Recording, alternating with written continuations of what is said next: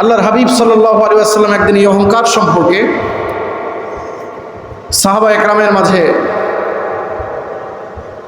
আলোচনা করতে গিয়ে বলেন, আমি কি তোমাদেরকে জান্নাতীদের সিফাতগুলো বর্ণনা করব না?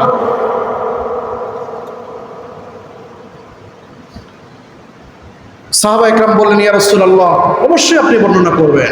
নবীজি বললেন, আলা উখবিরুকুম বিআহলিল জান্নাহ, আমি কি তোমাদেরকে জান্নাতীদের সম্পর্কে সংবাদ দিব না? সাহাবা একরাম বললেন, ইয়া রাসূলুল্লাহ, অবশ্যই আপনি জান্নাতীদের সম্পর্কে আপনি আমাদেরকে সংবাদ দিবেন। নবীজি বললেন, জান্নাতীদের স্বভাব হবে তিনটা। কয়টা বলেন, জোরে বলেন। তিনটা। এক নাম্বার, তারা দুনিয়াতে দুর্বল হবে। আল্লাহু আকবার বলেন। তারা দুর্বল প্রকৃতির হবে,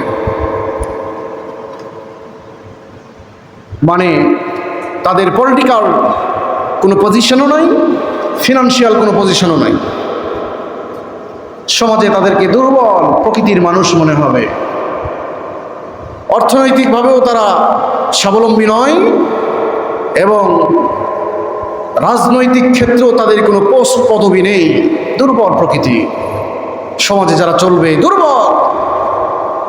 প্রাথমিকভাবে এই সিফতটা দেখলে আমরা মনে করতে পারি সে জান্নাতি। জোরে বলেন।